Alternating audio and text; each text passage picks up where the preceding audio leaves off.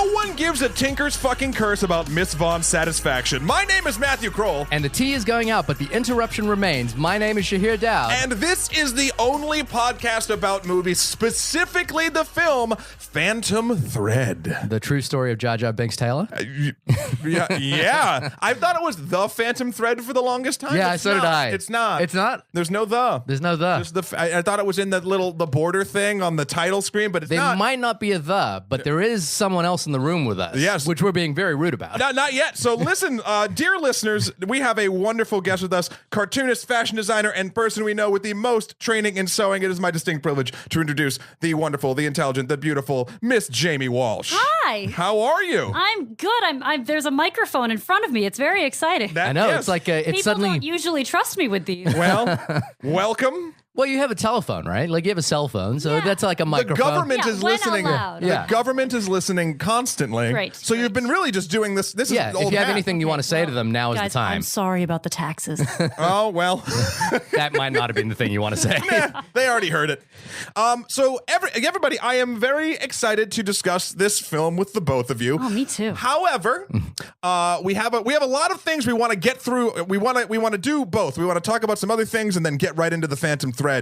First and foremost, dear listeners, if this is your first time, hello. We review movies weekly, and you should keep listening to us. Also, if you want to tell us what you think about what we're doing or just films you enjoy or dislike in general, you can get in touch with us at onlymoviepodcast@gmail.com. We also have a Twitter page, onlymoviepod, not a page. I'm an adult. You've used the interwebs. Hello, fellow young people. And also, you can check us out on our Facebook page, or if you are a super fan, you can go to the iTunes machine and rate us with 1 to 5 stars. I would say if you're a fan, you should go to the iTunes page. If you're a super fan, you go to the Facebook page. Sure, let's do that. By the way, I have recently decommissioned myself from Facebook for the last couple of weeks, so I'm not as active on the Facebook page as I once was. Yep, I'm still there. So if you want to interact, you want to talk about Marvel stuff, you come to me. Yeah, so They'll answer it. yeah. Wow, come on.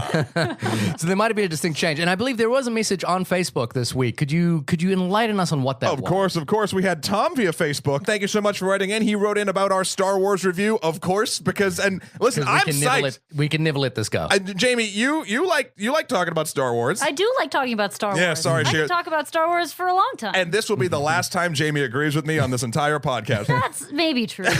So Tom wrote us about our discussion about why Star Wars is so popular as opposed to other films, and I really agreed and liked what he said because he was agreeing and liking what we said. It's amazing how that works in a symbiotic relationship. He says, as Matt said, the expanded universe with complex mythologies beg to be picked apart. That makes us talk about them more and makes us hungry to gather more information for the next installment. But he also agreed with Shahir, saying, Shahir, your concerns that so many new movies, almost all the big budget successes that are existing IPs, sequels, prequels, and remakes, the exact same thing is happening in gaming too, and it make me worry. I'm sorry, he says it does make him worry about the future of the media. And I agree with both of your things you agreed with us. It's all a little self-serving, but it was a nice email to sort of get a different flavor of our takes. I liked him a lot. I think the only thing I would maybe have some mild contention with is the phrase complex mythologies, and I think that is kind of my issue with Star Wars, is that I don't think that the mythologies are that complex. We're about 3.5 minutes into this thing, and you're already sucking the fun out of it. Maybe not complex, but certainly rich. I mean, Yeah, there's there's a lot and going- people have put so much energy into the backstories of Star Wars and how far in you can get into the history of that. Right. I'd say that counts as mythology. I think I agree with you. I guess my point is in the movies themselves, in the actual movies themselves. I'm only counting the movies. I'm not counting the extended universe of books that they destroyed. Right. I guess I just don't. Maybe it's me. It might just be me. I just don't find the Star Wars story entirely compelling. Well, he didn't say compelling. He just said complex. Okay. Yeah. There you go. If that's the way you want to run with it. Okay. What's our next? We got an email from Josh. Who I have met once or twice, by the way. So, hey, Josh, nice to hear from you. Thanks for listening in. He's been a bit behind on this year's Movies and Movies podcast due to work travel. He's a very busy cinematographer, but he's been listening to us and catching up for the last couple of days. And he wanted to tell us his movie-going experience. If you remember back on our, I believe it was our Shape of Water episode, It was Matt it was about going to see Shape of Water. I think it was actually might have been the Star Wars episode. I don't remember. It was like the episode before we did Shape of Water. Yeah, yeah, and you had that incredible experience where someone refused to give up a seat and the movie had to be stopped. Josh wanted to fill us in on the first time he saw No Country for Old Men with a woman he was dating at the time, and they were at the Union Square Theater, last row packed. It was great, and he loved it. The guy sitting next to my girlfriend did not, and during the whole movie, he was fidgeting, sighing, groaning, loud enough just to irritate her, but I had no idea he was doing it till the end when he stood up and he said fucking Coens, which I believe we got an email about last week as well, the fucking Coens. Yep. I didn't realize there was such a backlash against the Coen brothers. Yeah. But he's been trying as much as he can to see the movie while it was playing at the AMC 42nd Street. This time the theater was mostly empty. Everything was fine until about halfway through the movie when 3 or 4 teenage boys theater hopped into the theater, and within minutes, the biggest of the bunch was soundly asleep, snoring softly. And it was so hard to, he was snoring so loudly, it was hard to hear the dialogue. Someone behind us started screaming, wake up, wake the fuck up, until the kid woke up or was woken up by his friends. The general audience irritation got pretty anxious. It seemed like the kid down in front were about to brawl with the dude behind us until the AMC staff escorted them out. I gotta say, maybe that's New York.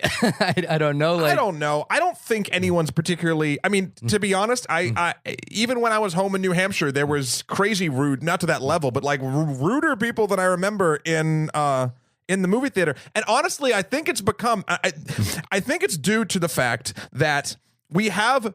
A lot of us, based on large TVs or even whatever, HD, even just like cinema quality experiences at home. So psychologically, we feel like the act of watching a movie, even outside of where we're actually watching it, people start feeling more either privileged or comfortable in that space. And I think it bleeds through. I think that's too psychologically generous. I think people are just getting ruder in public.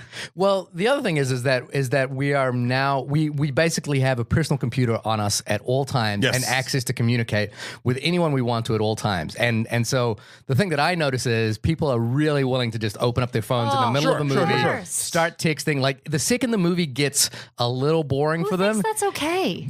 You know, it's interesting. I was reading a thing with Christopher Nolan where he was like, he just banned cell phones from his sets. He's like, look, if you're coming to work on my set, you're coming to work on my set. And there's no point at which you and I are going to have a conversation. And if you pull out your phone and start texting in the middle of our conversation, you're clearly not interested in this conversation. Yeah. So, and I'm kind of like, I kind of agree with that. I agree with that 100%. But I am from an older generation that came from a point where these phones, where this kind of method of communication didn't exist, and now it does. There are younger people that grew up with this is the norm. I'm going to pull the old guy card and just sort of go with the fact that, look, there's lots of jobs you can do with cell phones around.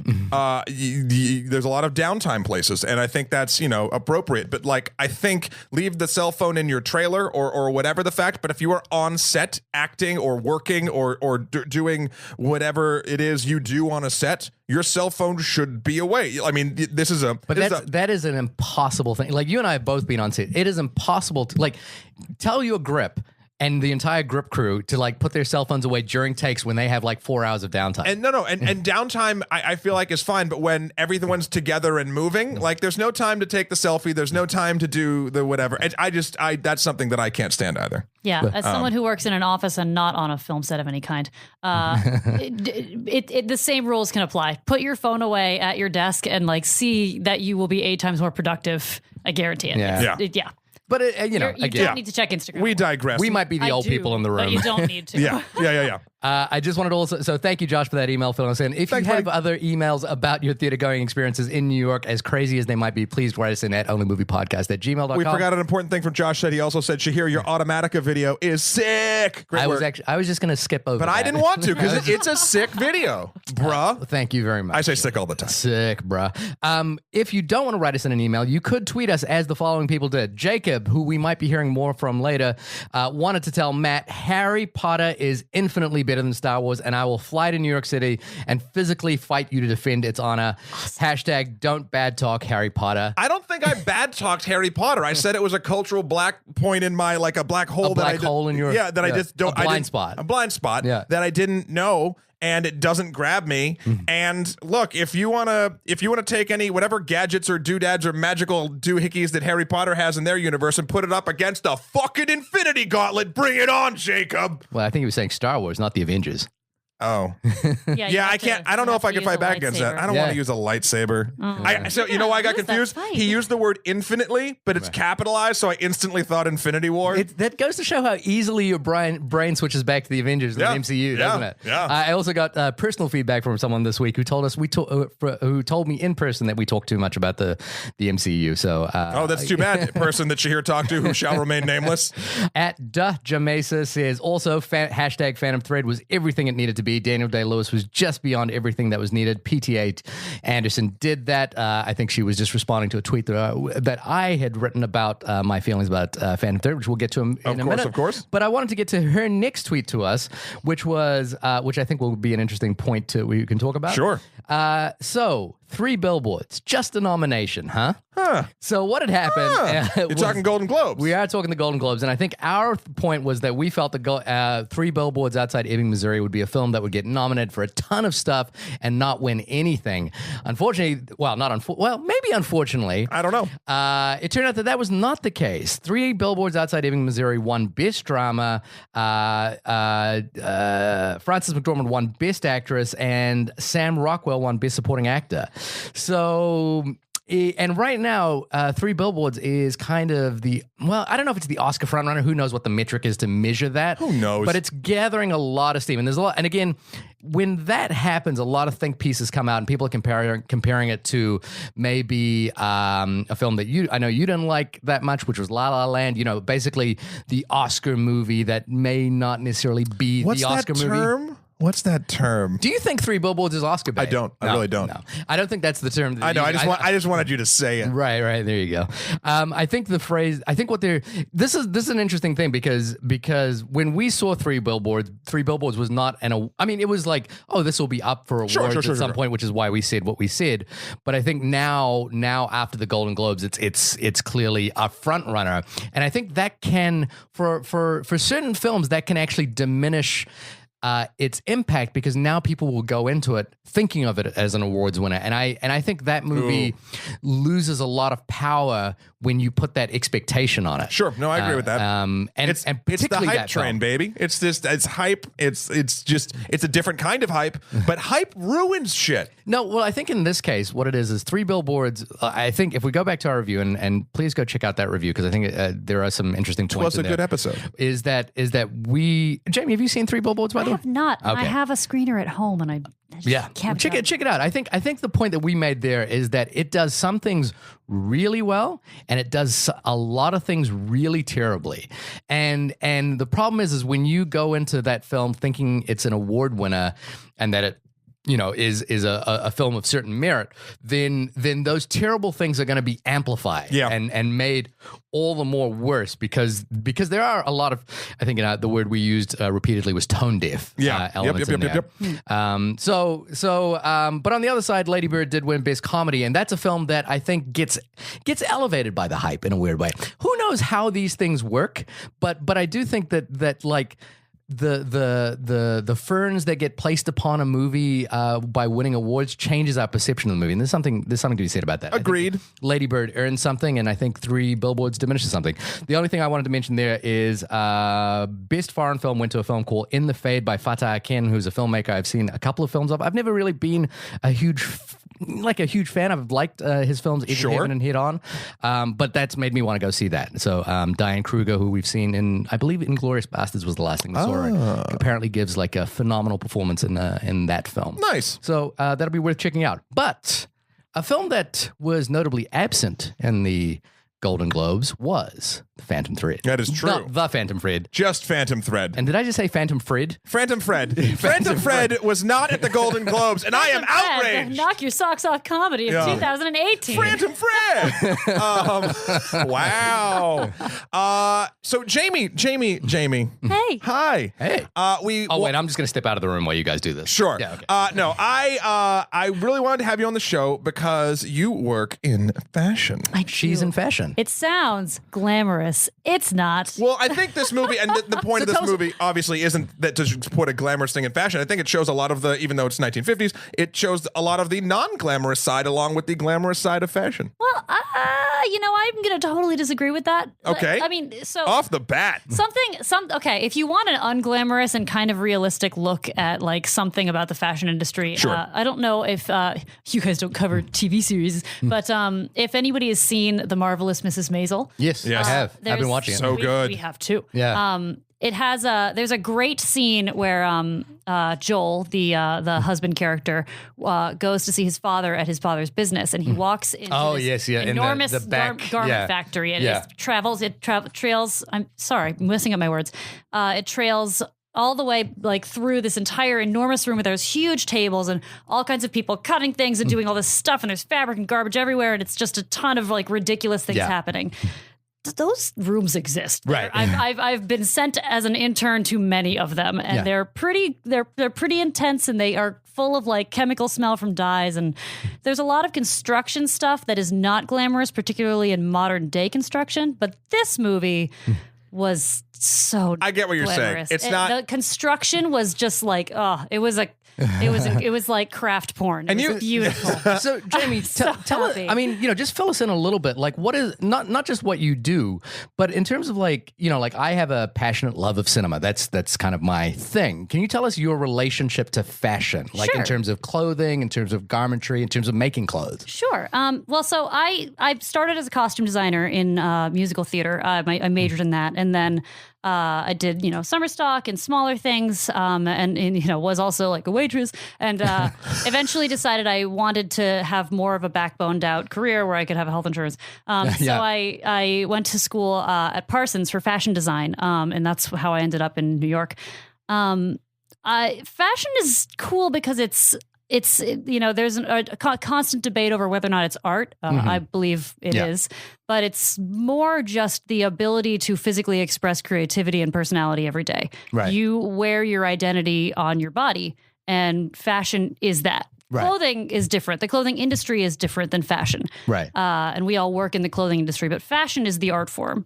And this movie in particular about a couture house is about fashion. This Right. is someone building art and structure and creating presence for the women that he designs for. Right. It's not about the clothes. It's about the way the clothes represent the interior. Like there's even a moment in this film where he's asking her what she's asking, I think it's the princess or something like that, like what she likes. And it's not about like the clothes she likes. It's what her personality. It's the feeling of the clothing. Yeah. Exactly. What she wants to put out when she wears her wedding dress. Yeah. I have to say, like, for me, and I'm saying this as I'm sitting here in like a pair of Adidas sweats and like the grungiest clothes I have all day. It's great. It's like a sweatshirt with short sleeves. I may as well be wearing pajamas at this point. Sure. But I'm on board with it. But your son my son outdresses you every day. Oh my I've heard God. he's a natty kid. Yeah. And the other thing is I have a real passion for men's fashion. I love Then men's. this was the movie for you. Well, the just menswear was stunning. seeing Daniel Day, and the thing is, I remember Cary Grant used to have this quote about you can tell a fashionable man or a person who really takes care in their appearance by their socks. And he would always, if you ever look at any photo of Cary Grant, his socks were on point. And there's a scene at the opening of this movie where you see Daniel Day-Lewis's character putting on those socks. Yeah, putting on the these fuchsia socks out of the car. Yeah, these beautiful red socks that kind of, I don't know, you just, there's even a moment where he takes his shoes off and he's got these red socks, and it's this like, there's something about that. And I love wearing suits. I love getting suits. Like I buy tailored suits, wherever I can. And I love, there's something, it is that feeling of like, it isn't about the clothes. It's about the way I wear it and the way it makes me feel when I wear it. Like, to me, a man in a suit shouldn't just feel like they're being formal. A man in a suit should feel like they're wearing a coat of armor, and it should like carry them the whole day. Well, it's a psychological confidence thing. It's that. Yeah. I mean, it's the realer version of being a little tipsy. Well, it's do you know what I mean? Like you all think you're braver when you're drunk. It's the more expensive version. It's the more depending on what you're drinking. Well, but here's the thing. Like, so for example, Donald Trump has very expensive suits. But they don't fit him. No, they look. He doesn't wear them very well. And I've been going down this rabbit hole of watching Barack Obama documentaries recently, and the first thing Why? That man can wear a suit. in research for something else I'm working on. No, but I understand. I was just thinking, from looking back at a more hopeful time. Yeah, and also David Letterman's. I need to watch that. Yeah, it's great. And the thing is Barack Obama can wear the worst suit. Like he can wear an off the rack suit, and he carries it way more confidently. He walks. It's fit. It's tailoring. Tailoring is so important. But it's more than that. And there's also, something about the way he seems to carry himself. Yeah, in a you're suit describing the walk of a man versus the shamble of whatever Donald Trump is. So I love fashion in film in that respect. I lean more towards men's fashion because I think I understand it more. Whereas women's fashion, I can get lost in. Like I don't understand women's fashion a lot of the time. Well, there's so much. It's hard. Yeah, it's a way bigger palette. Yeah, it's a way bigger canvas. There's a classic sort of road through men's fashion, and then there's also just great guidelines. And I like shopping for men much better than shopping for women because Score. Yeah. Well, yeah. If you go into a men's store, you're like, everything's laid out so nice. Yeah. Oh my God, I know where everything is, and it's all presented, and like it has a much more relaxed feeling. And with women's stores, it's just designed differently, and I find it totally overwhelming. Yeah, and I think the notion of going to a film about fashion that takes fashion seriously, I think, was something that I haven't seen in a while. Here's the interesting thing. I don't think we said that, and maybe it was a misspeak, but the film handles fashion incredibly well. I don't think the film is about fashion. It just has fashion as a very accurate and good backdrop. I agree. Yeah, I would agree with that. Yeah, but fashion is the background to which everything happens. Yeah, and he could have been a race car driver, and you could tell the same story about like everything. You could say that about food movies. You can say that about. It depends on what. It depends. It depends. It depends. But this is a very intricately done, well presented background for a film about 2 to 2.5 people. 2.5 people. There's one character that I think has a lot of agency. We'll talk about. I don't know if you guys dug into sort of the writing of the film. But Paul Thomas Anderson said that he came up with the idea not because of fashion, but because he got sick and his wife was taking care of him. And he was like, wouldn't this be an interesting power dynamic in a relationship? Yeah. And then he picked up a book about Cristobal Balenciaga in an airport and read that and was like, oh, here is the flesh and organs to put on the bones. Is that a real fashion designer? Yeah. Yeah. Balenciaga is a huge couture designer in the 20s through 50s. Gotcha. Who lived in mostly Paris. And I think Daniel Day-Lewis kind of based a lot of either his look and his mannerisms on Balenciaga. And he actually made a Balenciaga notes. He made a Balenciaga to make a sheath dress for his wife, which is no easy feat. Yeah, I would. You could explain that to us. Like, what is the challenge there? Like, either just in making a sheath dress or in making a Balenciaga sheath dress. Well, I think I have never made a Balenciaga dress. What? So I certainly get out. I'll go. There's no guarantee that this was a good dress. So a sheath dress is something that like fits perfectly to a body, right? And if you're gonna make it probably like from scratch, you're going to have it perfectly tailored to a person, and oftentimes they don't have waist seams, and it's just it's a very, very distinct and exact fit you have to have that sit on a body correctly. Is that something that like a person who's never picked up a thread and needle? It would be a disaster. Right. I mean, it takes practice. I feel like our boy throws himself into everything pretty hard. So well, yeah, Daniel, and actually he is apparently kind of a clothes horse. Mark Bridges was the costume designer, and when he had to start getting ready for this role, Daniel Day-Lewis was like, "Oh my God, I'm so ready. Let's go shopping." And they just went through a ton of men's shops and already had like ideas of where to go and what to pick out. And DDL knows his stuff. He's already pretty much good on the movie. So Matt, tell us what the Phantom Thread is about. Well, IMDb tells us the following. Set in 1950s London, Reynolds Woodcock, a renowned dressmaker whose fastidious life is disrupted by a young, strong-willed woman, Alma, who becomes his muse and lover.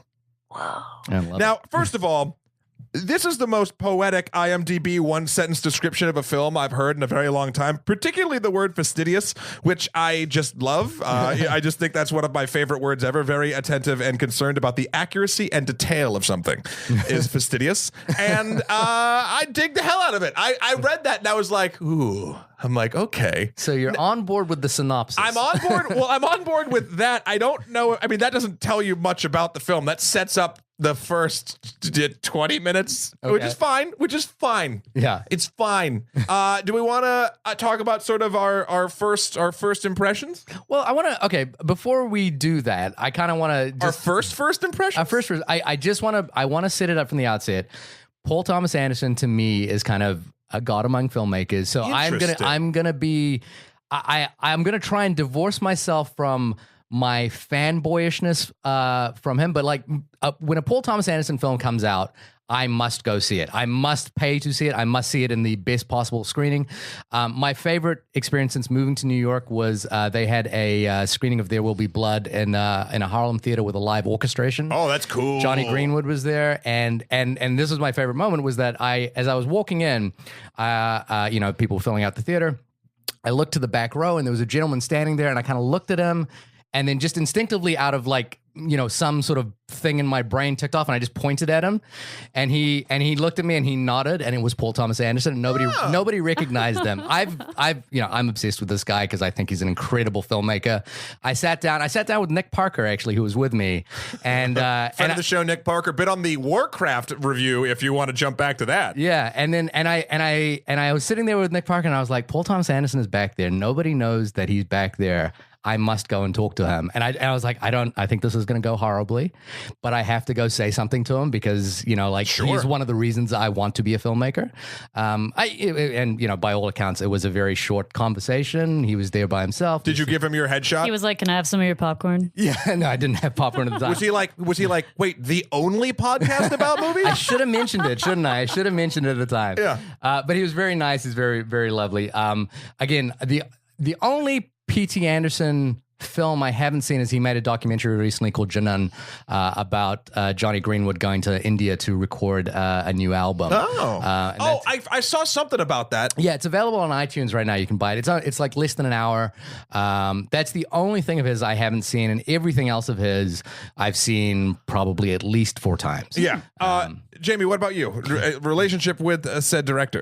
Very little. Yeah. I saw There Will Be Blood also, but I was in college and I probably wasn't paying attention. I remember enjoying the tone of the movie very much, and I remember performances from it very distinctly. And being of course, sort of a central performance. Yeah. But I think I don't think I was in tuned enough when I saw it. I was probably like in a dorm with 20 people in our pajamas. I think I'd like to see it again. Yeah. To be honest, that movie, The Master, are 2 films where I had to watch them 2 or 3 times before I fell in love with them. Yeah. So like the first time I watched it, I was like, So I have a weird relationship, I feel like, with Paul Thomas Anderson. You guys only text on Fridays? We only look. Were you going to tell me about that? We've kind of fallen off a little bit, and we've kind of, we hit some rocks.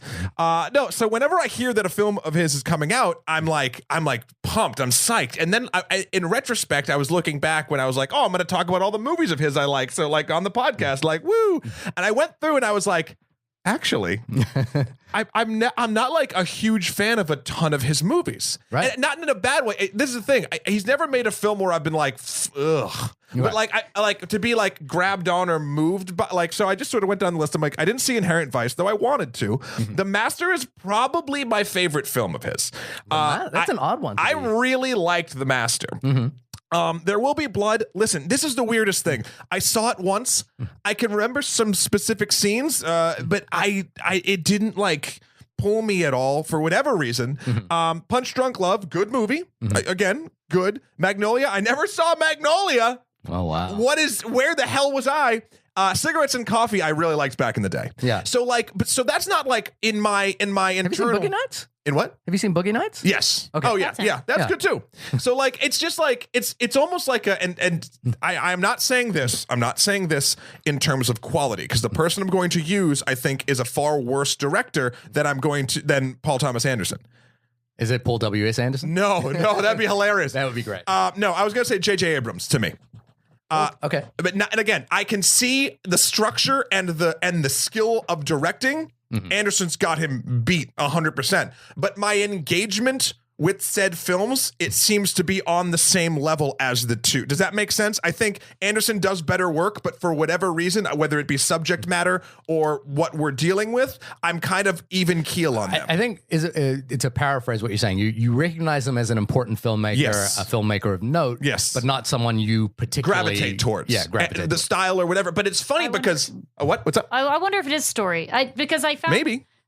Mark Bridges has done costumes for most of his big movies, and Yeah. he, in researching this, found a point that he made that he really likes working with Anderson because so many of his movies are in periods of transition, Right. Which is Yeah. kind of a strange Yeah. human place to be. So I don't know if maybe the like non-distinctness of some of those Possibly, situations are the problem. It's very strange, and I always get a little confuzzled with myself when I can see pure skill and be like on a skill or craft based level. I'm like, holy shit, but it doesn't grab me, which is what we're going to be talking about in this film. Yeah. So, I mean, again, just from that point of view, Magnolia is a film I saw at film school when I was at film school, came out when I was at film school, and that blew my like little 20-year-old mind away. Sure. Punch Drunk Love is a movie that would be on my top 5 movies of all time. Yeah. I can watch that any day of the week.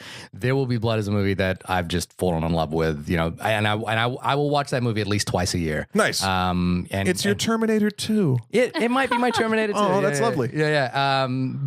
And what I guess what I love about him is that to me, he's an artist that's continually evolving in a way that keeps him relevant.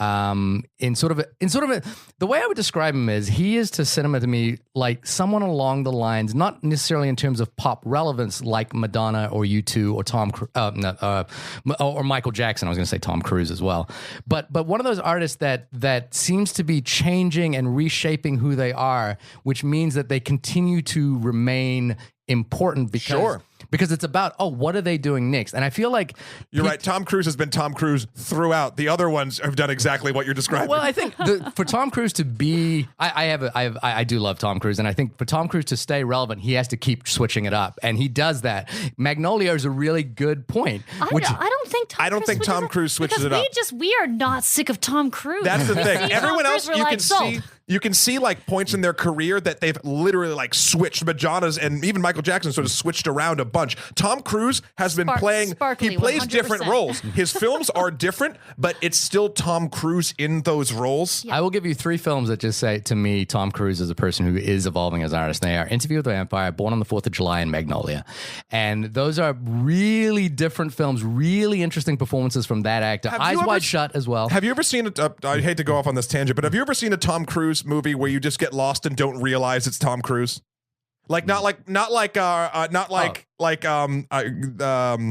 Wow. Oh, The Mummy, obviously. The Mummy! Obviously. No, I think in recent but like years, Daniel Day-Lewis in this film, I didn't see him. Right. I saw Woodcock. I've never watched a Tom Cruise movie and forgot it was Tom Cruise. Does that make sense? I think it's a different kind of acting is what we're talking about. I'm talking about his pop culture relevancy. Yeah. But I would say that's the thing. Him being Tom Cruise is what keeps him consistent throughout all these roles. It's also the movies, though. You would never switch Daniel Day-Lewis and Tom Cruise into each other's movies. Right.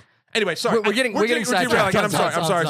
But that's You respect that about Anderson. I respect that about Anderson, and I think one of the things that's unique about Paul Thomas Anderson is he started out really young. He was like 26 or 27 when he made Magnolia. Yeah, he was 24 when he made Boogie Nights or something along those lines. He's a really young filmmaker, and he himself kind of thinks that Magnolia is the best film he's ever made. So, which means in his mind and maybe in the mind of other people, he peaked really early. Now, for most filmmakers, that would be kind of a disaster, because it means like, where do you go from here? But then There Will Be Blood, The Master, kind of shows a complete evolution in an opposite direction from those other films. And I wish I had that confidence, or it's not confidence, it's you've done a masterpiece back in the day, right? And then I would wish I would feel free to then be like, I made my masterpiece. I can do whatever now, which seems to be a little bit of that mind. I'm getting into his head, not knowing. I wanted to say that because that's how I wanted us to get into the Phantom Thread.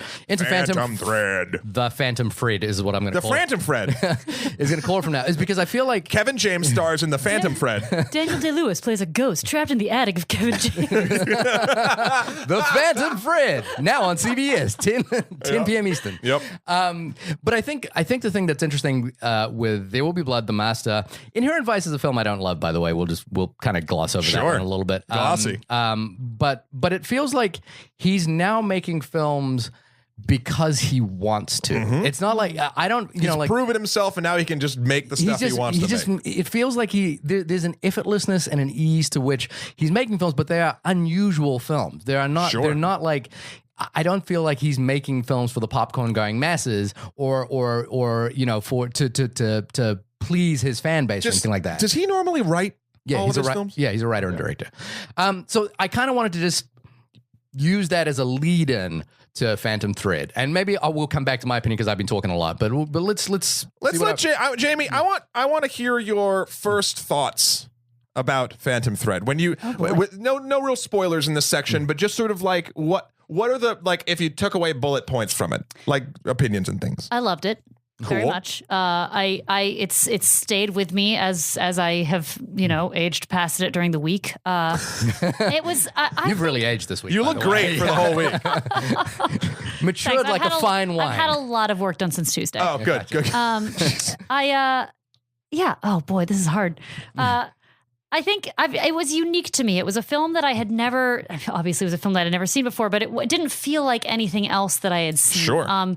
It was so distinctly just about the dynamic of a relationship, and I loved how indulgent it was in that. It was a very indulgent film. It was so sensory, and I think that was a really wonderful thing to see. Which the fashion stuff plays into very well. Oh, totally. But it also just I don't know. In every single scene, in every single moment, I found myself just kind of cradled into the feelings that one of the actors was, expressing, or when they showed an omelet, I was like, oh man, yes, I'm 100% on board with this omelet. I was so completely taken by the movie. When it finished, I looked over at you and I had this big smile on my face, and you were like, I didn't like it. And I was like, God damn it. Thanks for blowing up my spot, Jamie. Oh, sorry. You can edit me out. Nope. No, I'm keeping it in so you remember it forever.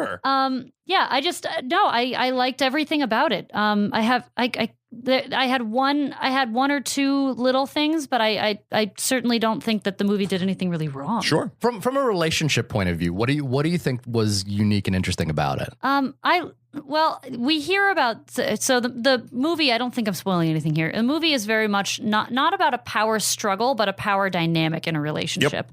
Yep. They sort of use a shift in who's in control and who's manipulating who, and to sort of paraphrase Paul Thomas Anderson, who's driving the car and who's criticizing the driver. Right. It's all about that sort of shifting of a couple and how that keeps their relationship alive. Reynolds Woodcock, the Woodcocks? Yeah, Reynolds Woodcock. Yeah. Well, Great name. Is cocks plural or not? Singular. It's a singular cock. Just one cock. Just one cock. One cock in the movie. Yeah. Literally. And this is sort of a review thing, but you get the feeling that he's kind of been through this process with other people before, but he meets his love interest in this film, and things immediately seem different, and it's about the building and the sort of life of their relationship and how it works. And it really is just about that. And I thought that was wonderful. I thought it was how wonderful of a film to just focus on that. It wasn't about I've got to keep my house open and make sure that the neighborhood's alive and there are ghosts in the attic, and then my relationship is sort of the trope of all of this. It was just, here's this relationship, here's a look at it. And that's all you need to think about for this whole movie. And everything else was beautiful and rich, but just, as you said, backdrop to that. Yeah.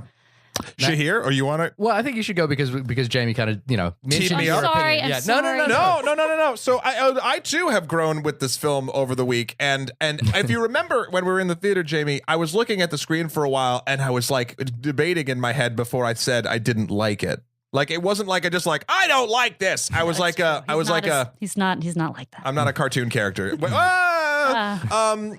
I want to talk about some things I did like about it. First of all, Okay. I really obviously Daniel Day-Lewis, great. Moving on. It's just at this point, it's like, oh yes, air, you breathe it, and water is wet. Like that is Daniel Day-Lewis is going to be is good. amazing. Yeah. Cinematography I really liked. I liked it sort of a minimalist lighting. It just felt effortless. I never really noticed the Interestingly, cinematography. this is the first time that I think he's not worked with Jim Elswit. So it's actually Paul Thomas Anderson shooting it. Oh wow. Yeah, I read that. With people what lighting. a talented son of a bitch. But he himself says he's not going to take credit as the cinematographer. Okay.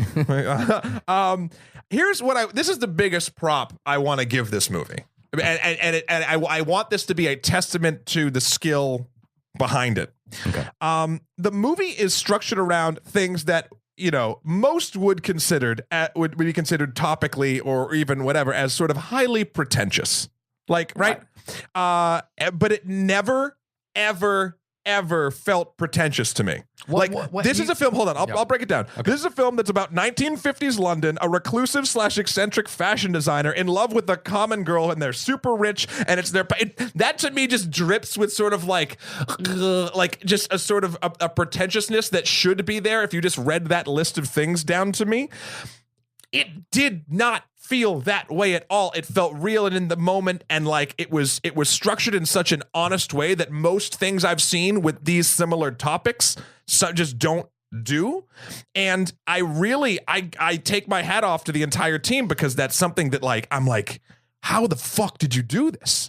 Like, Shahir's biting his thumbs. Yeah, it's that word, pretentious. I really dislike that word. I do too, because it gets thrown around here, and I think what hoity-toity. I don't know what you're saying is highbrow. I think what you're saying is a topic that you're not interested in.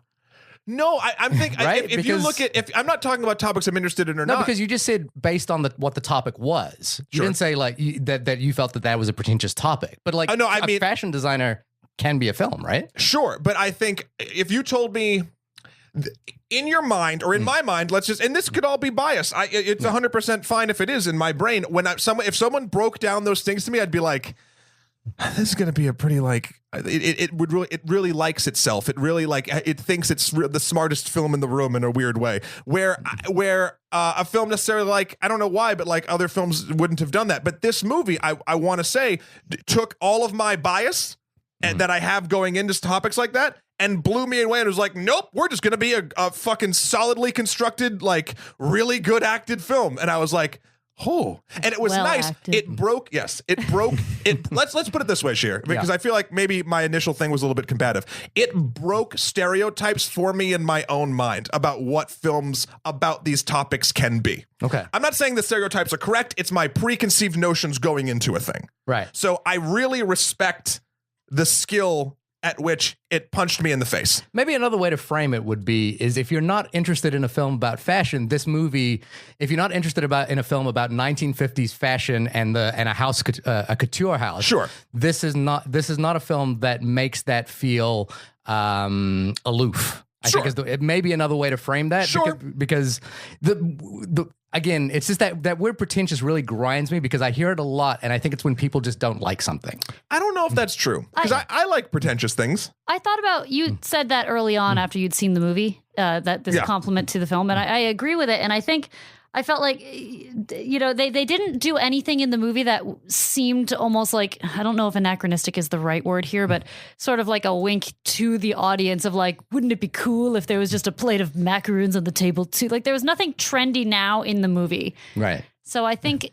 for that it just kept itself away from trying to convince the audience that it was cool and just indulged in itself. So now I just want to get into real quick the things you didn't that I didn't like.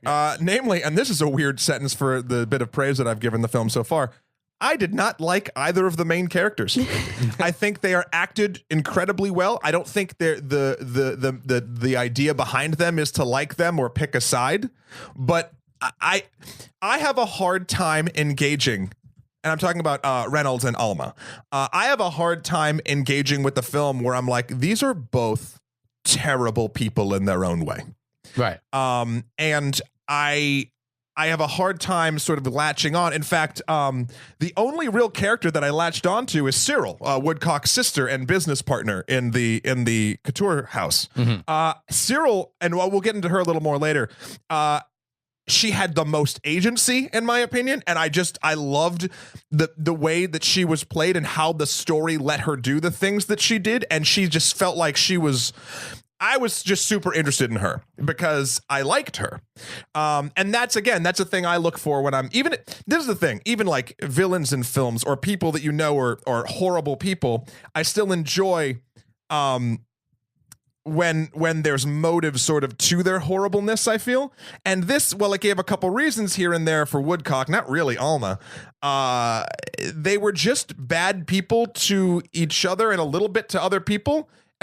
In a way that I was like, I just couldn't get behind, and not like actively bad, just like selfishly bad. I think they were definitely bad to each other. But other people, we don't really see or you know much what? evidence Here of we that. go. I won't say bad people. I'll say highly annoying people that elevate themselves to badness with each other. Okay, they had some bad personality. But the worst thing I think, weirdly enough, about this film for me was the implementation of the score.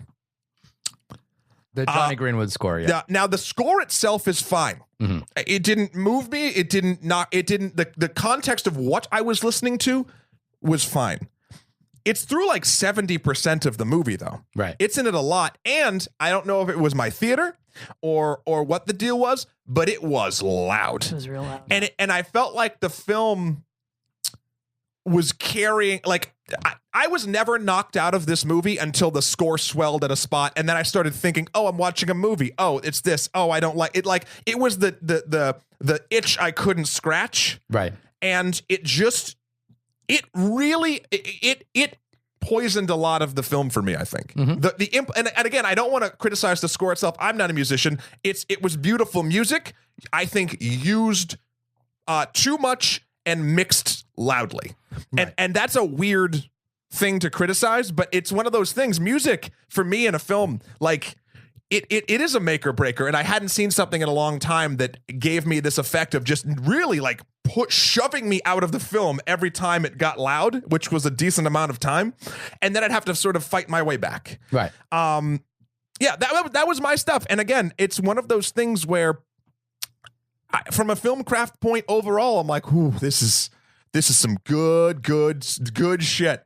And from a personal enjoyment factor, I was like, it's okay. Yeah. So that's me. Okay. Shahir? Yeah, I mean, I think, P.T. Anderson has this sort of strange effect on me recently, which is that, again, Boogie Nights, Magnolia, Punch Drunk Love were three movies that I kind of fell in love with instantaneously. There Will Be Blood and The Master were films that I kind of had to grow with over time. This was a film that kind of just put a smile on my face ear to ear the entire way through. I will agree with you about the score. As the film was going, I was like, oh, I love this score, but I feel like there needs to be a break from the score. Yeah, I wanted no moments silence. of quiet. I wanted to experience what I was seeing on the screen and not be distracted from it sometimes. Yeah, I will agree with that. The score feels like it gets repetitive fairly quickly, but I will say I thought the score was deliciously romantic. I like when it's first started, I was like, I kind of love this movie, and it's like what Jamie, what you were saying, which is like, I just loved being in this world. I loved there was such a level of comfort, and there was such a level of like feeling cozy and like intimate and kind of like I could wander around this house like for a day and just have and just wander into stories and wander out of them, and I would You want to sleep no more? Yeah, I could sleep no more this movie entirely. All the seamstresses are like, who's that guy? Yeah, who's that weird guy like wearing track pants and a t-shirt? Who's that weird in our House of Couture? Who's that weird? Something I will say, and I guess it is just 19. No, it's not. I don't know. The movie was very white. Yeah, it's 1950s. What are you gonna do? But it's also, there were people of 1950s London high couture. Sure. Yeah. Sure. There were other people around? Sure. I just noticed that leaving it. I was like, I don't think there was a non-white person in this movie. I kind of and I think it comes down to the thing you said about the food and the actual closing. There was like this sensuous experience of watching this movie. It was very like I felt my senses were alive, and I felt like the way the camera was pointing at things made me feel like, oh, that is, like appreciating the way Daniel Day-Lewis draws on a piece of paper is really sensuous, and it's really like the word gets misused or overly used, but it's really erotic. It's erotically charged. This was a very sexy movie with no sex in it. Yeah, it was exactly. like if you had a movie with sex in it that was this movie, and you cooked that down and then like skimmed the top that was all the sex off and just poured that into 50 Shades of Grey. Yeah. This is the good movie that's left over. And interestingly, they left all the 50 Shades of Grey. That's funny. Out. Interestingly, the movie you just referenced is something that I kind of thought about a little bit as well, 50 Shades of Grey. Ironically, same costume designer. Oh, is it? There you go. Whoa! Probably has to spend less on those fabrics. That's I would hilarious. say so. Solid trip with Zara for that one. Hilarious. The thing that I kind of was surprised about, because I hadn't watched the trailers, I didn't know anything about the movie going in, just knew P.T. Anderson's making a movie, Daniel Day-Lewis in it, and it's about fashion. You thought it was about ghost strings. Yeah, I did. I really did. I was like, what is the phantom thread? What is this invisible thread? Was that it becomes a film about the power dynamics in a marriage.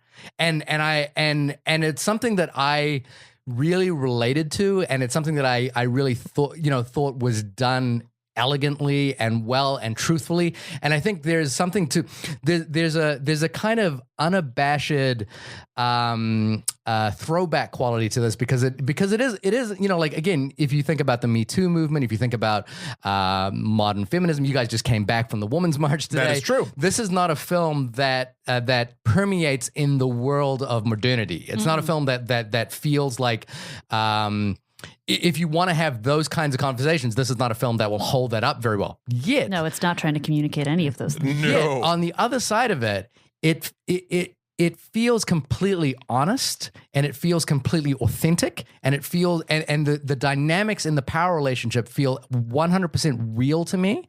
Yes. And so where the film eventually lands is this sort of completely, in a way, surprising, but yet authentic and unique statement. And there's no pressure to judge the people for what for the choices they There make. are moments in this movie where I was like, "That is so fucked up." Yeah. but you don't really judge them. Yes, You're you like, "All right, do." You guys No. do, Whoa, do hold your on. thing. You're Hold gonna on. have to make. No. I completely agree I know, with that. I know, but I just have to say a couple things. First and foremost, even coming back from the Women's March, like whatever, this is a question I kind of wanted to pose to you, and maybe I just missed it. So we get a really like rich introduction to Woodcock and like who he is as a person and the way he lives his life and characteristics about him and who he is as a character, right? Right.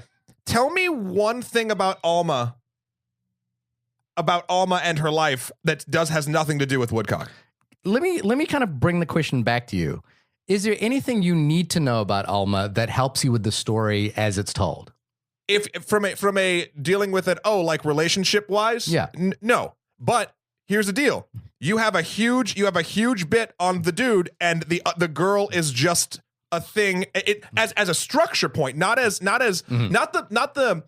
This is my point.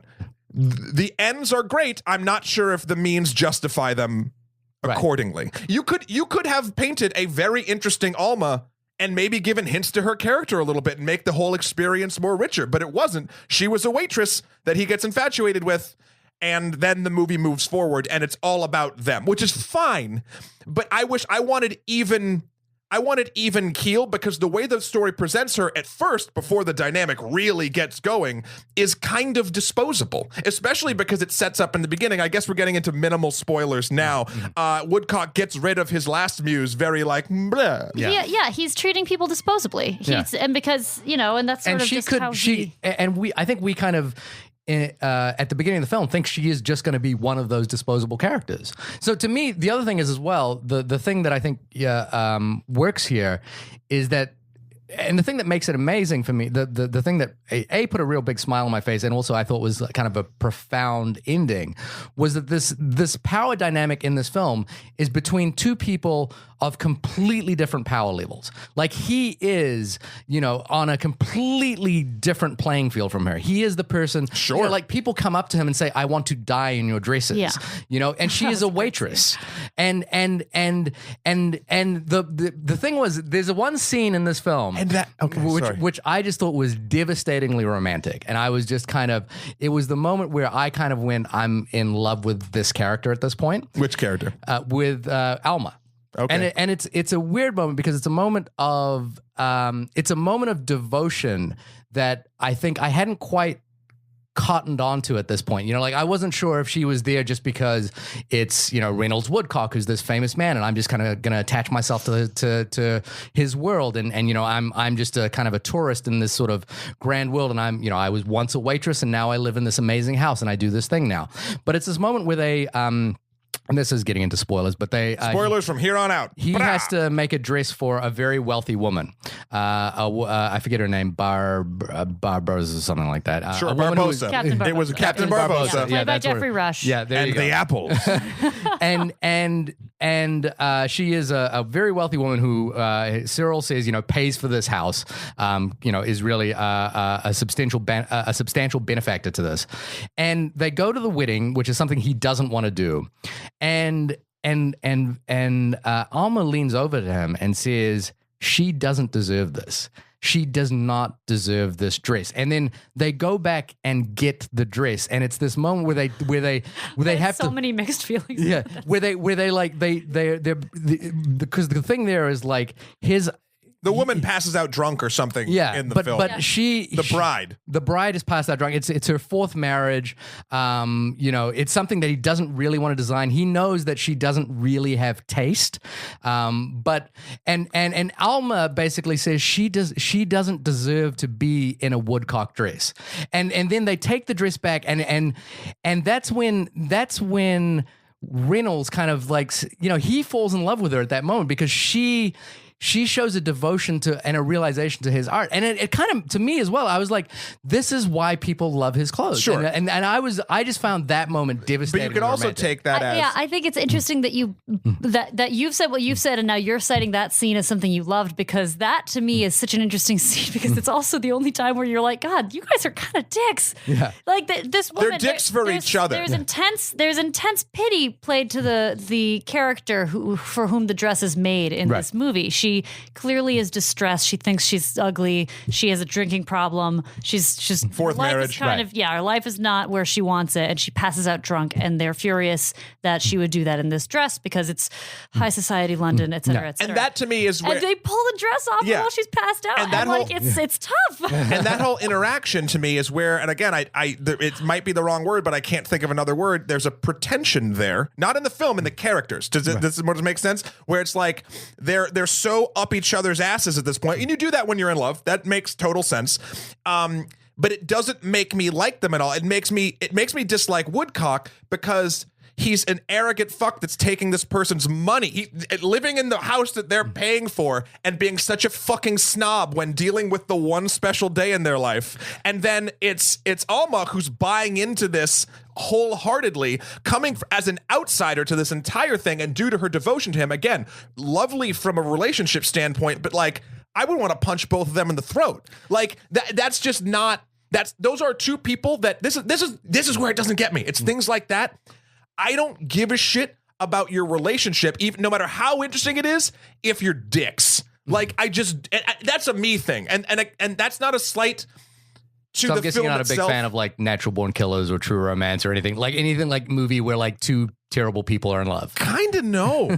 I mean, there's some interesting parts, just like there are here, and, Yeah. and it services an interesting psychological grasp at what love does, Yeah. and what love is, and how love is different for other people. But it's funny when I'm just like, Right.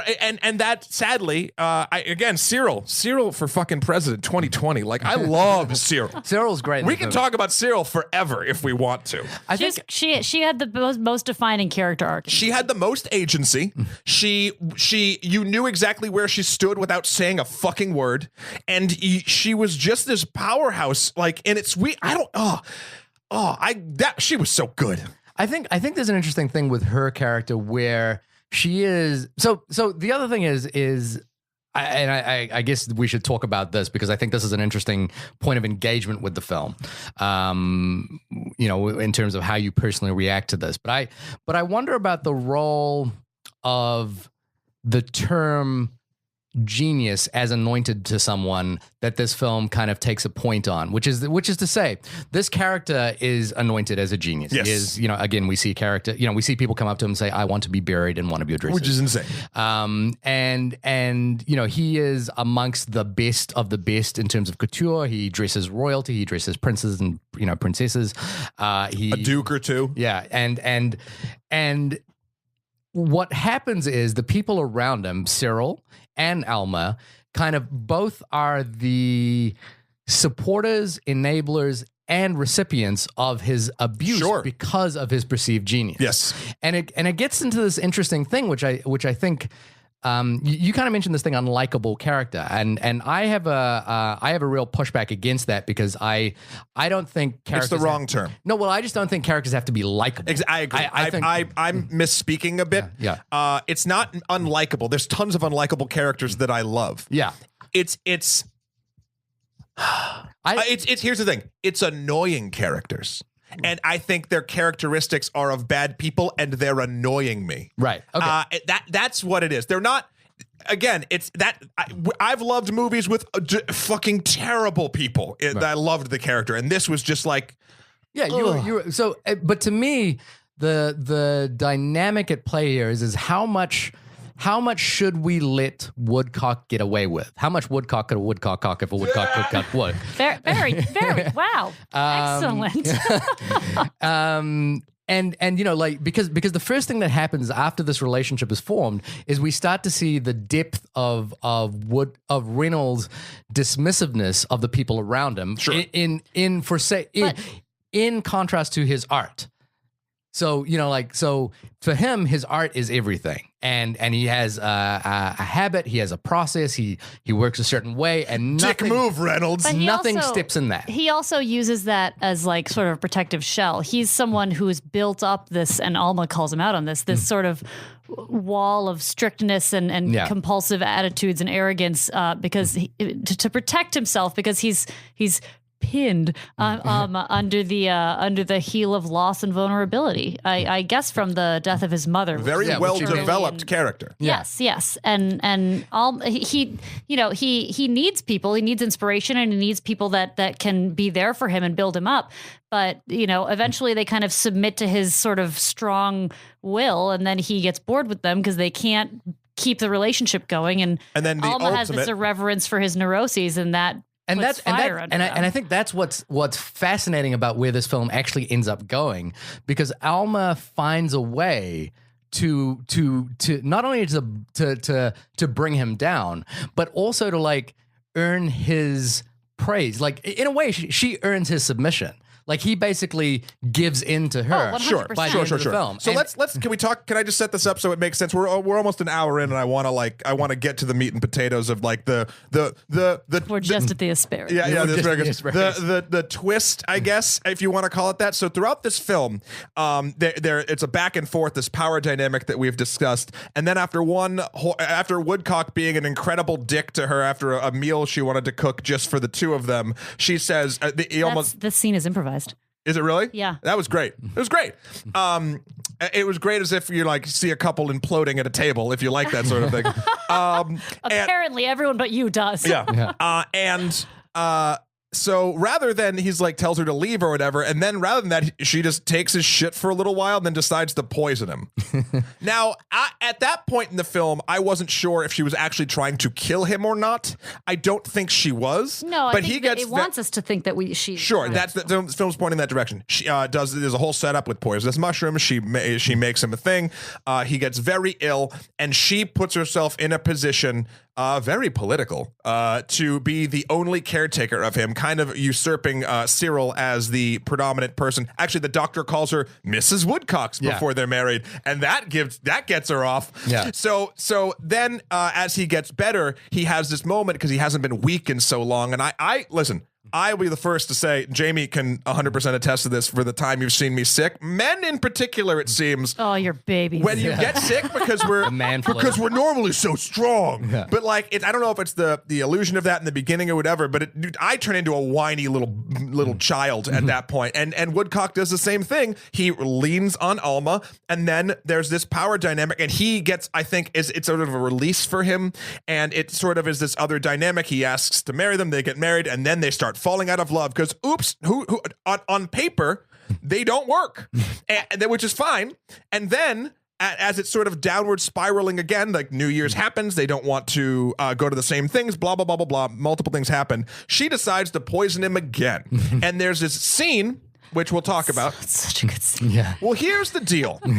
It's a great scene, but there's something off about it for me. The scene I'm going to describe is basically Alma, they're just in the middle of their huge fight, and Alma is cooking dinner in front of Woodcock, alone in the kitchen, and Woodcock has in his face like, oh, maybe she's going to poison me. Like, there's maybe this, like something's going to happen. She's putting something in my food. And, like, they have this whole moment where, like, they come sit down. It's slow. It's methodical. It's this weird, like, will he eat it? Does he know what's going on?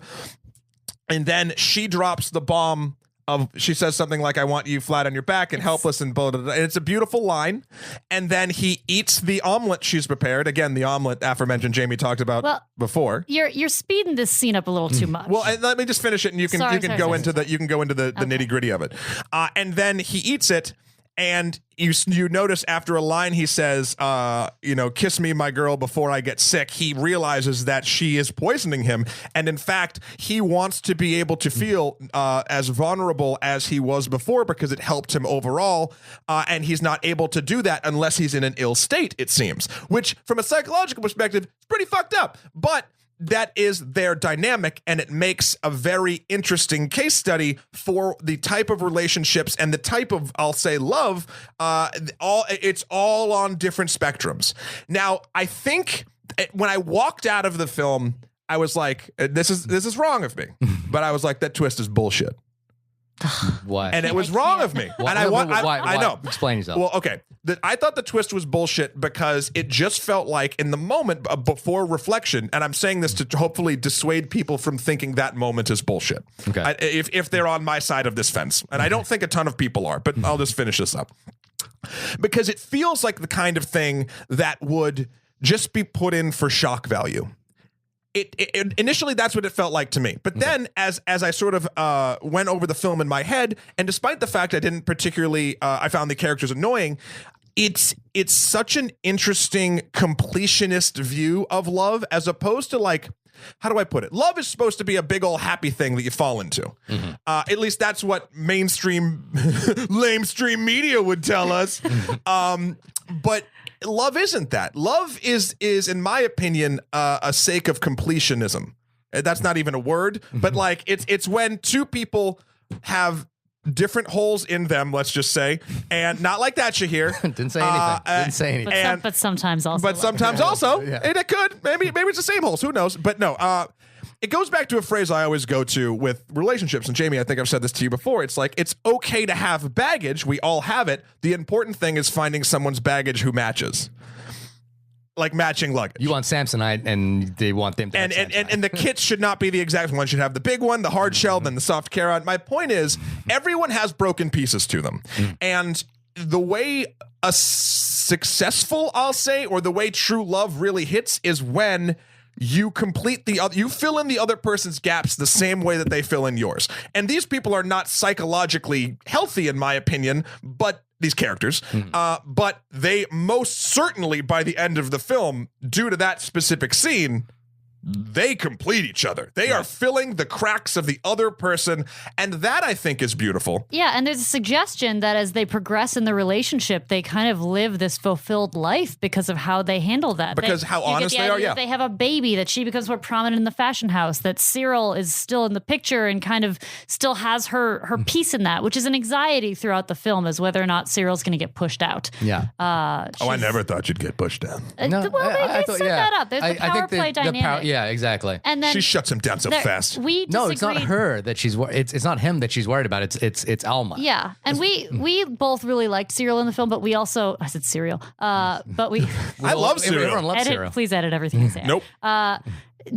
We disagreed on her sort of her purpose and her tragedy in the film, because there's that great scene in the beginning where he talks about if you touch a wedding dress that it's not yours, you're cursed. Yeah. And then she says, "Oh, did Cyril help you on this wedding dress?" And he's like, "Yeah." And she's like, "Did she ever get married?" And he's like, "No." But he has this sudden moment of almost quiet panic when he says it. And then later you see that he's sewn he sews labels into his dresses so that they have names on them. Never Obviously, cursed. that's what labels are for. And he's sewn never cursing. And there's different ways you can look at why he's put that label in. Yeah.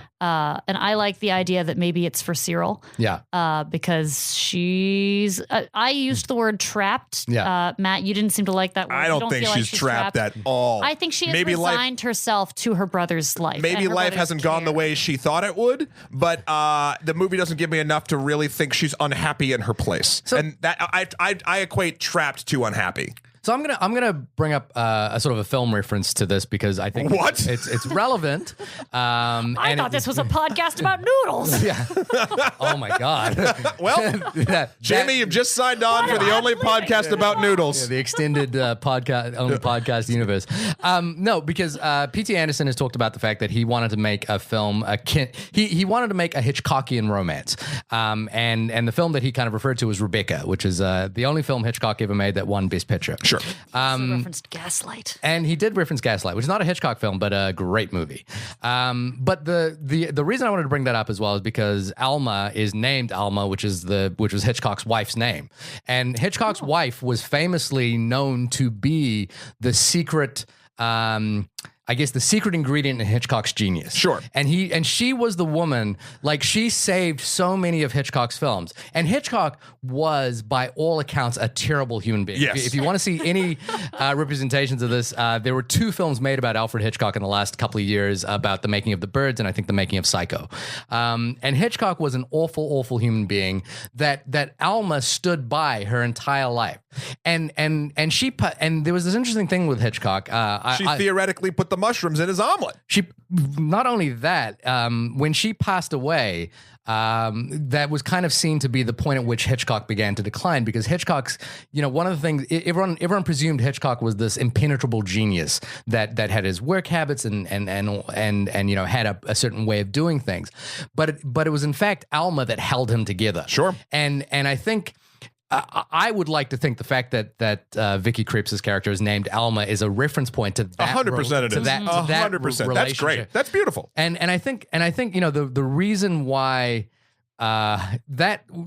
the scene that you describe where she's making omelets for him, there's a poison omelets. It's a really good scene. It's Matt, really you gotta retell that scene. Yeah, it's so good. And the thing was like immediately afterwards, I was like, I really want omelets right now. God, that omelet looks so good. You want the omelet? I actually went. Yeah, you did too. Yeah, I made omelets the next day. Enjoy being poisoned, you two. But the thing there is there's a growing realization as she's making the omelet that he comes to, which is that, oh, this is why I got sick. This is how this happened. And this is how, because at this moment he's thinking, I've made a terrible mistake. In fact, he even says that. I've made a terrible mistake by bringing her into this house.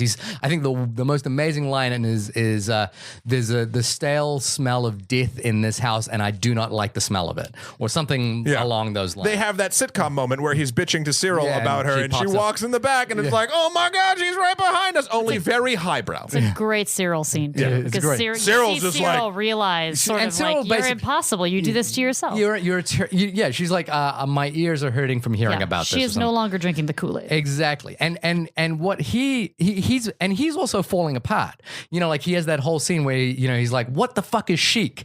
You know, like I don't give a fuck Don't what mention chic that is. filthy little word chic. Yeah, and it's this moment where he realizes that his power in the world is diminished. Ugh, I don't like him. And the moment of her making the thing about the why that scene is brilliant is that the realization happens over the course of the scene. Yes. It's not like as he eats the omelet. He eats the omelet with this in his mind. And if you watch it, He plays her for a bit. the They genius dare each other. Yeah, He takes the omelet. It's he a has him as silent fork. dare as They're well. just looking at each other. and he doesn't chew. That's He- the amazing. yeah. That's the amazing thing. He puts it in his mouth, and it's he does chew. No, he chews does a chew. ton. Yeah, no, he chews a lot. he puts it in his mouth and he holds it there for a second, looking at her, and she's looking at him, and then he bites down, which is this moment of like acceptance. It's like I know. But then what he this chews is, for like 9 minutes. because he's accepted her. Yeah, sure. But he accepts her for a long time. And they're playing chicken. He's yeah. sort I of, he's understand. sort of like, you're poisoning me? Is Yeah. that what's happening? And then she explains in a beautifully malicious sort of way that she wants him wounded and weak so that she can build him up again. And then he's like, all right. Yeah, Sounds great. But that like the moment if we go back to the first poisoning, the thing that he sees while he's poisoned is an image of his mother, I believe it is. You know, like she's standing there in this dress Sure. that he made, but. He's got mommy issues. But Vicky, hashtag Alma is the one that comes to help him.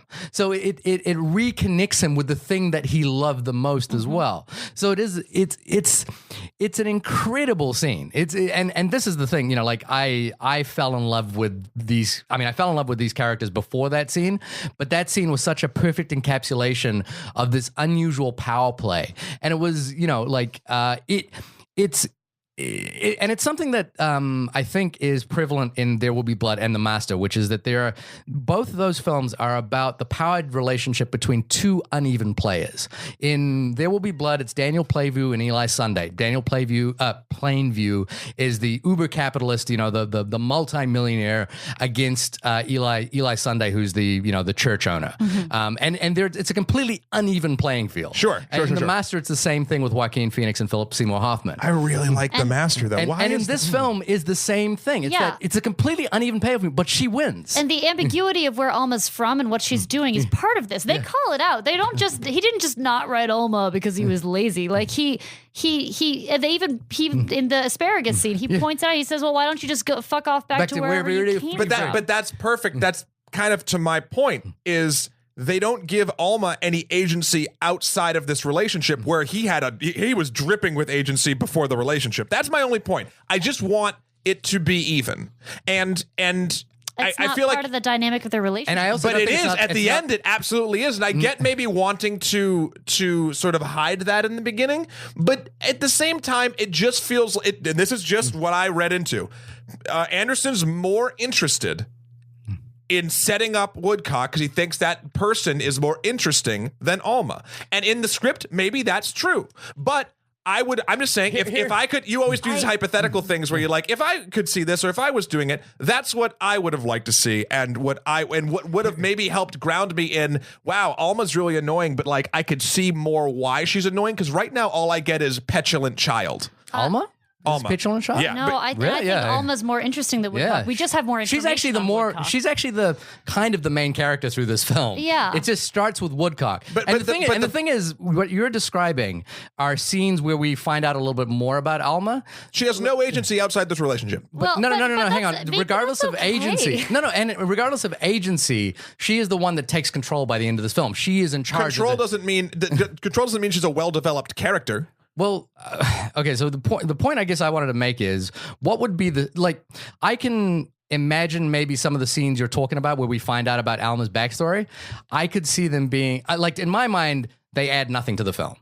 I don't think they add anything. And I think if you saw Alma's life as sort of waiting tables and maybe not having that much, which is what we are sort of insinuated, you might think, oh, okay, well, this is a power grab. This is her going into this rich fashion house to do more. But in fact, you don't want to see that aspect of their relationship because that's not what it's about for her. She says this. She sort of says like, he made me who I am. I never really liked myself. And, I didn't really. And that's why I love that scene. She even says, I've given him every piece of me. Yeah, and that's why I love that scene where she takes the dress back, because it is this like, I am 100% in love with your work and with you. I guess it's because, again, I find that concept. I could personally, and this all comes back to the way personally we relate to relationships and love. I could never fall in love with someone who said that sentiment to me. Because I'd be like, what the fuck? Like, you're great. You have a ton of great quality. Like, no, but that's the thing. He doesn't. He doesn't until she's poisons him. That's what I'm saying. Yeah. That's what I'm saying. he is ready to get rid of her. Exactly. Yeah. So what I'm saying is that like, and again, I say petulant child because she stomps around a bunch before and after she poisons him, doing whatever she wants, and because the whole thing is that you could break it down to two differently annoying people, but of very different ages. And that's a hard dynamic. Age in a relationship is a tricky thing. You think it might not be, but it can come crumbling down, especially when he's supposed to be, 50 and she's like 20 something. Yeah. Like, that's hard. That's a whole generation and a half, just sort of like difference. And even the littlest things like references and things like that are hard on minimal things. And I don't know. My point is, and this sort of gets into a bit of sort of final thoughts, I think, for me, because we've been going for a bit, and I don't want to, I respect this movie too much to have my final thoughts be the final thoughts. So I want to do me, Shahir, then Jamie. Sure. Okay. Basically, it's a film whose characters didn't grab me for the various reasons that I've put out there, but that I think is shooting for the fucking moon and hitting so close to it for me, not quite hitting the mark, but dealing with the complexity of what love is and how relationships affect various people and a couple in particular that we don't normally see. We don't normally see these type of people doing that. And that I find very interesting. The craftsmanship that everyone behind it, actors, directors, everybody on this thing killed it, with maybe the exception of the sound mixer for the score. Just on again. Do you mean the editor? Because the sound mixer would have balanced It's kind of both. Well, I think it was misbalanced. Really? Yeah, I think it's too loud in too many places. So I guess it's both. So thank you for calling that out. Okay. But it's an ode to the basically the complexity of love, and I think that it shows us that there's love goes on beyond, and it goes to interesting angles that what society might deem appropriate. But as a film going experience, after all these things weighed out, I didn't love it or hate it. And that to me, and I this is a weird thing to say, and this is not saying that this film I'm going to say is of the same caliber technically, but it must be what, Shahir, it must be what you feel like when you watch Thor: The Dark World. It's just sort of like you're like, oh. And that's it's just because of and I don't feel that way when I watch that. I'm just saying it's this level of like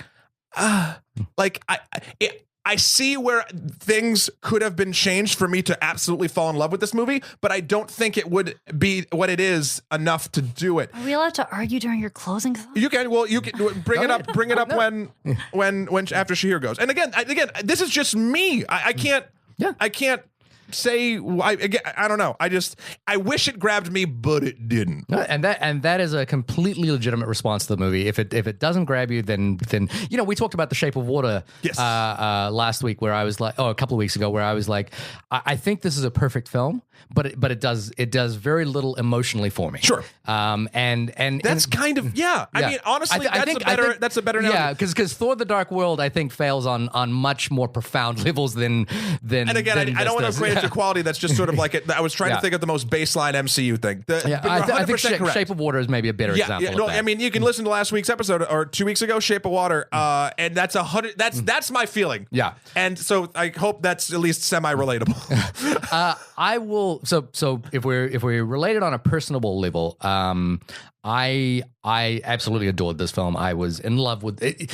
And the thing about, it's a perfect example in the comparison of with The Shape of Water is that the thing that I said there is that I think The Shape of Water is arguably a perfect film, but the barrier between the film and me sitting in the theater didn't melt away. Precisely. And in the barrier between me and Phantom Thread completely melted away, where I was just in this movie. And I could watch 6 hours of this movie. To to be honest with you, Could you watch it longer than OJ's documentary? legitimately, probably. Okay, cool. The thing was, is I want to. It was one of those films where, as it ended, I wanted to go to the next session. And watch it again. That's you know, nice. I was like, I'm ready to do this again.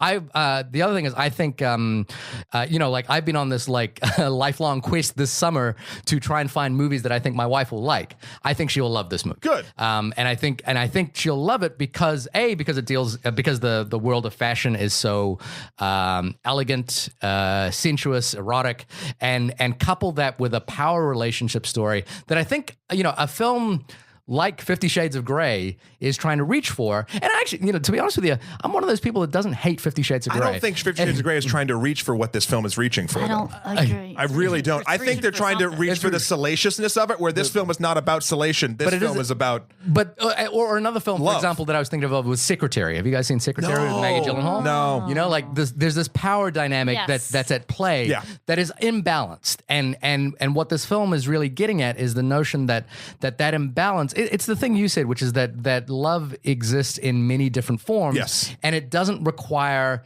equal footing. Yes. It requires equal understanding.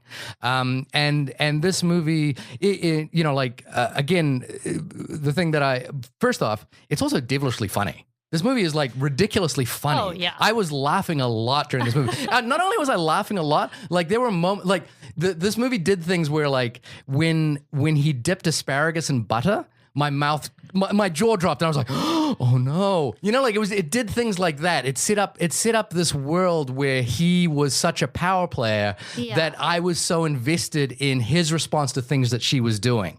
And so I loved that this film actually got physical responses out of me. And so I was just enamored. And my theater was laughing. Now, granted, I think the point that you mentioned earlier when you used the word pretentious was that the audience I saw it with were definitely all over 50. Like it was a very much an older audience. That's and nice.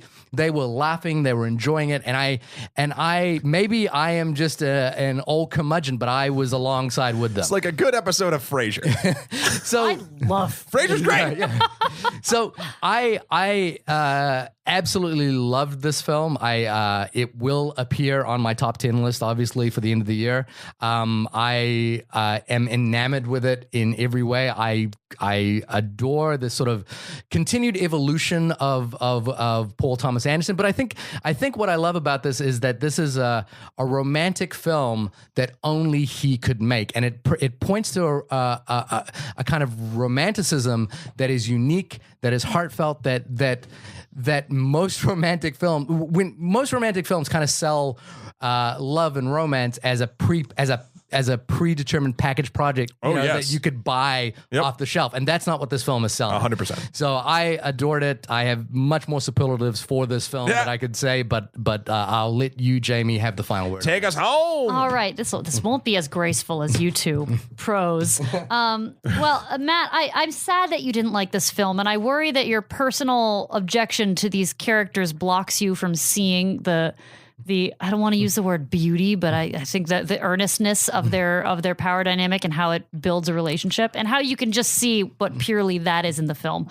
I don't like love story movies and like, because they're saccharine. Yeah, they just bug me. I've never wanted to see The Notebook. I don't give a fuck. This movie, I think, is how I'm supposed to feel when I see those other movies. Right. I was exactly in love with the characters, and it made me want to be in love like this and feel these things, and it totally pulls you under the hood of itself. I really loved that. It was, again, it was a joy to be able to simplify everything else and forget about relevance to the modern world and just focus on what these two people are doing and what Cyril is doing as well. I don't know. My studying for this movie was so fashion oriented, and I think that says something too. Whereas fashion was a backdrop, but I looked around. There aren't movies that have this effective backdrop. I'm not saying this well. I would love to, before we finish out, recommend some films if you love the fashion in this movie. Oh, I have a list. Oh, great. Okay, let's check my list with your list. Wow. Yeah. I wish you could have seen the way that list was revealed. Out of my shirt. No, just kidding. I'm wearing a turtleneck. It would be really awkward to do that. Yeah. I don't know. I don't have a great closing statement. I just so enjoyed being rolled up in this movie, and I just kind of wanted to exactly be rolled up in a maybe bolt of taffeta at the end of it. I don't know what to just taffeta enjoy is. myself. It's a fabric. Okay, there you go. But then when Matt didn't like it, I had to cancel my Amazon order of taffeta. You did not. No, I think one of the best parts. Did you replace it with nylon or something like that? It's burlap. It's burlap and tweed, and that's all I'll take. No, I really liked. Real quick, I liked that we didn't like it the same. Yeah, and I enjoyed that. Then we had to kind of defend our opinions. We haven't mentioned one thing on this podcast, which I think is really interesting in terms of everything we've said.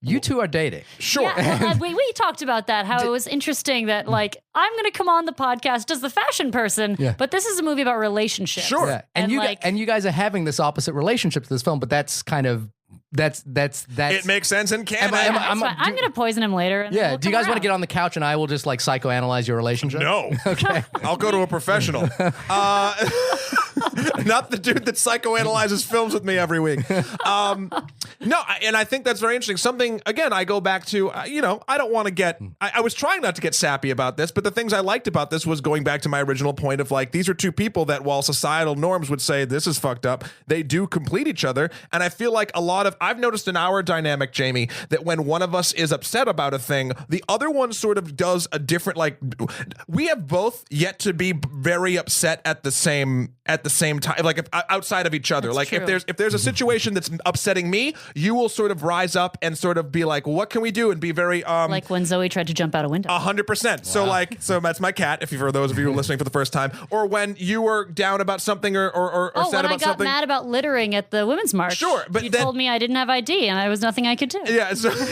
but like can't get arrested. But I don't know if that's the exact analysis. But like we fill the gap of the other person, and that's what I would say we do it in a more psychologically healthy way. But this film does show that, and that's a thing a lot of romance movies don't ever show. I just wish that there was more. Ooh, Matt, such a good point. Yeah. This romance movies are about like the will they, won't they, and the like, oh, but she went back to the apartment for the shoes in the end, and like this is about the functioning of the relationship and the ongoing period and how it doesn't work and then it does work and how they make it through. And how wonderful is that? We never see that. The seesaw only works if two people are operating it. Can I in my closing statements, just because I did have so much fun watching this movie, yes, Balenciaga was sort of the beginning inspiration for Woodcock, but there's so much to this character that's referential in the fashion world. Okay. Charles James was a Manhattan-based couturier who was just a nightmare person. Oh, really? So I kept thinking about him, and then when I was researching Vogue, like back when the movie was in the makings, was like, is this movie about Charles James? Seems like it's about Charles James. Oh, wow. He had an exhibit at the Met, and it was just he was a genius patterner and drafter, and made incredible things. What did, I know we were kind of driven off, but what did you think of the actual couture in this film? Well, I loved it, and actually, if someone wants to see more, if someone really loved that aspect of it, go watch Dior and I. It's a documentary about Raf Simons, and it's stunning, and it's about his first collection at Dior when he was at the helm of that house. He's since left and is now at Calvin Klein. Sure. But it's just a beautiful movie about sort of the beginning and fruition of the conceptual design and then creation of a couture line. It's gorgeous. Raf Simons is the opposite of Woodcock. He's quiet and reserved and thoughtful, and you get this feeling of kindness. Perhaps. Well, and now if you Not look a at dick.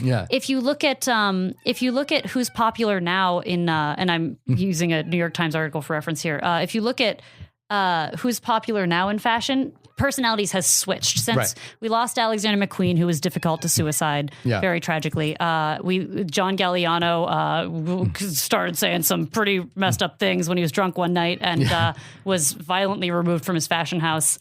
And that was very humbling, I think, to the fashion world. So since 2011-12, the people that have surfaced as sort of the huge, amazing personalities are great people. Phoebe Philo jokingly said like how great it would be if you couldn't Google her.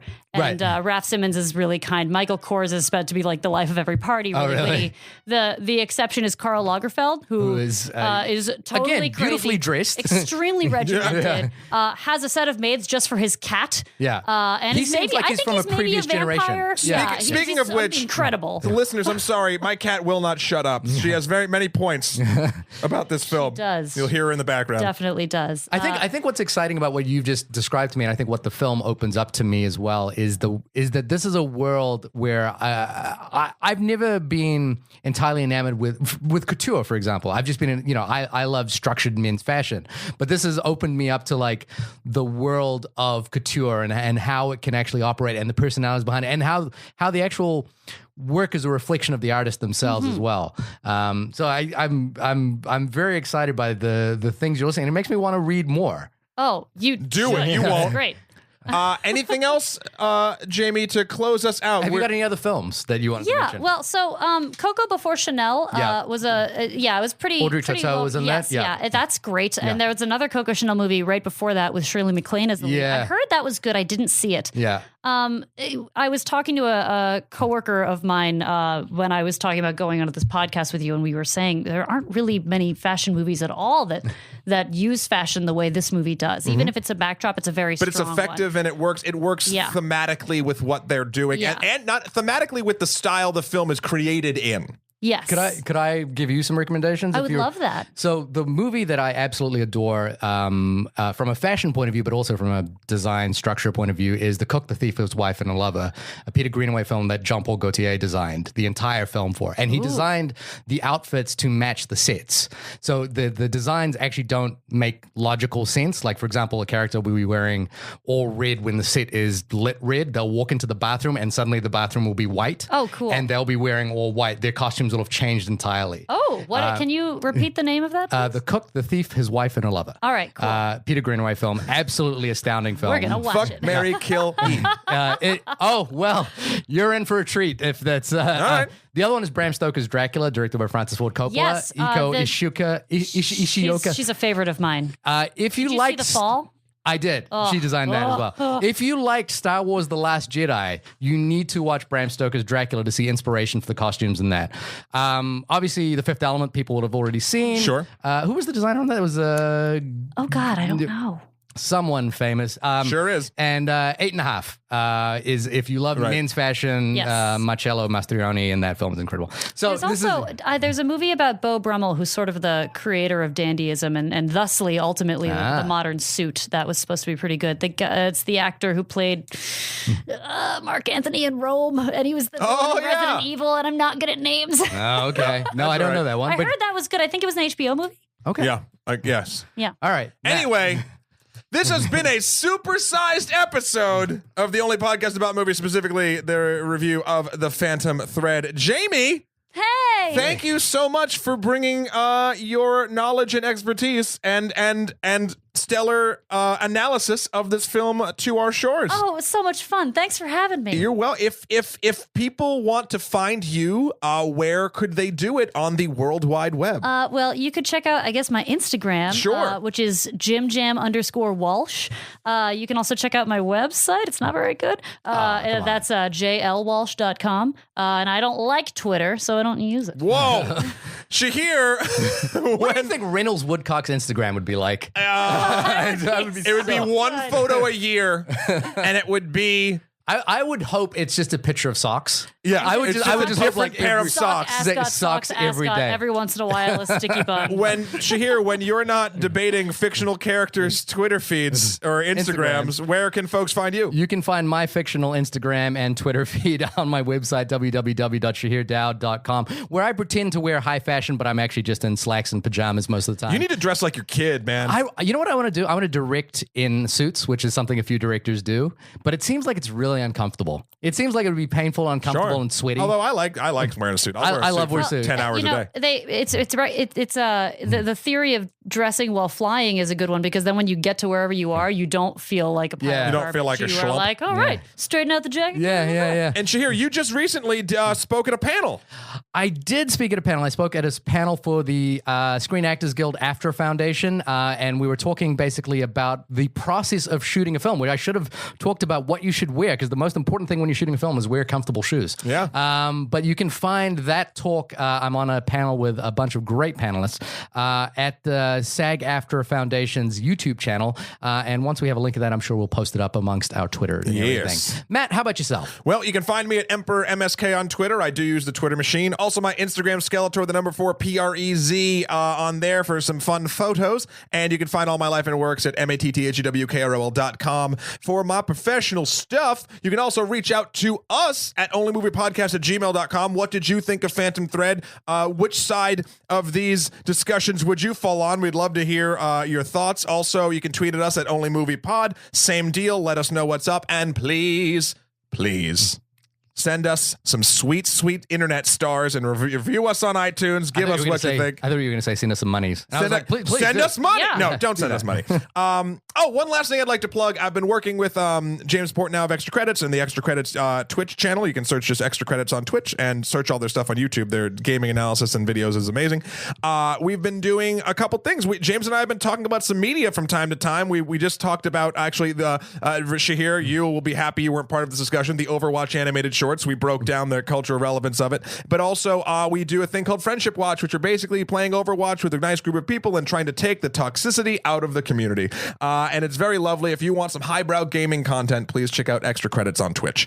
This about wraps it up. Thank you, Jamie, once again for phantoming your way. Thank you for having me on. This was through. a lovely time. Good. I am glad. And with that, we will see. Oh my God, is the next one the year in review of the reviews of the year?